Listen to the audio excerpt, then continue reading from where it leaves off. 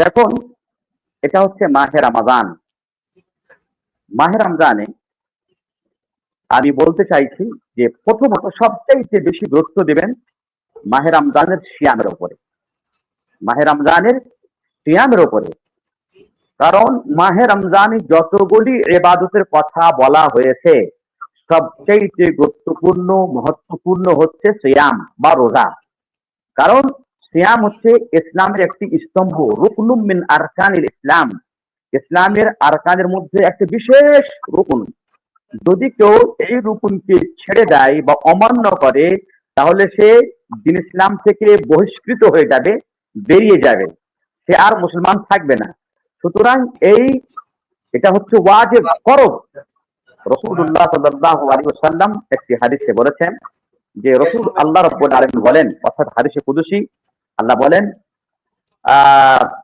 ওয়ামা তাকাররাবা ইলাইয়া আবদি বিশাইইন আহাব্বু ইলাইয়া মিম্মা ফতারাতুহু আলাইহি। এবং বান্দারা আমার নৈকট্য যেই জিনিসের মাধ্যম দিয়ে অর্জন করে তার মধ্যে সবচেয়ে উত্তম জিনিস হচ্ছে সেই জিনিসগুলি আমি যে জিনিসগুলি তাদের প্রতি ফরজ করেছি।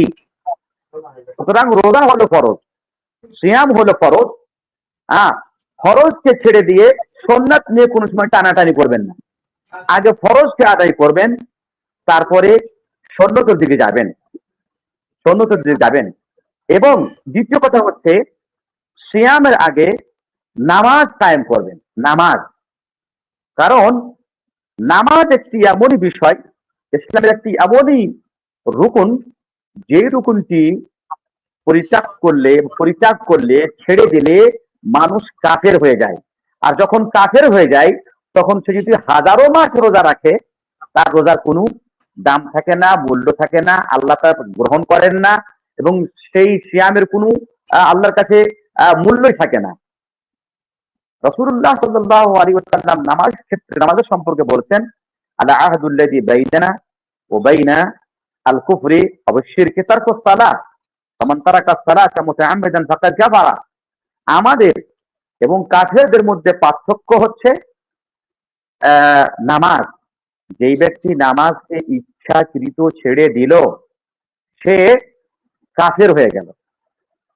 সুতরাং নামাজ সিয়ামের আগে আপনি যদি নামাজ না পড়েন তাহলে আপনি মুসলমান থাকলেন না। আর যখন মুসলমান থাকলেন না তখন আপনার সিয়াম, হজ, যাকাত এগুলো আপনার কোনো লাভ দেবে না। কারণ আল্লাহ পাক বলছেন, ওয়ামা মানাআহুম আন তুকবালা মিনহুম নাফাকাতুহুম ইল্লা আন্নাহুম কাফারু বিল্লাহি ওয়া বিরাসূলিহি। তাদের নেক আমলকে গ্রহণ আল্লাহ এজন্য করেননি বা এজন্য করেন না যে তারা আল্লাহ এবং আল্লাহর রাসূলের বিধানকে অমান্য করে, মেনে নেয় না। অর্থাৎ তারা দিন ইসলাম থেকে বেরিয়ে গেছে। যারা দিন ইসলাম থেকে বেরিয়ে যায় অর্থাৎ কাফেরের কোনো আমল আল্লাহর কাছে গ্রহণযোগ্য হয় না। সুতরাং নিজেকে প্রথমে মুসলমান প্রমাণিত করুন। আর মুসলমান প্রমাণিত করতে হলে এবারে আপনাকে সিয়ামের আগে বা সিয়ামের পূর্বে আপনাকে সালাত কায়েম করে নিজেকে মুসলমান প্রতিষ্ঠা করতে হবে, প্রমাণ করতে হবে আল্লাহর কাছে। তারপরে আপনাকে সিয়াম পালন করতে হবে। সুতরাং মাহে রমজানে আমরা যেই দুইটি জিনিসের উপরে সবচেয়ে বেশি গুরুত্ব দিব বা লক্ষ্য দিব সেটা হচ্ছে নামাজ, দ্বিতীয় হচ্ছে সিয়াম। আল্লাহ রাব্বুল আলামিন যেন আমরা সকলকে যাতে সালাত এবং সিয়ামকে ভালোভাবে, পরিপূর্ণভাবে, যেভাবে আল্লাহ রাব্বুল আলামিন চান, রাসূলুল্লাহ সাল্লাল্লাহু আলাইহি ওয়াসাল্লাম চান, সেভাবে আদায় করার তৌফিক দান করেন। জি।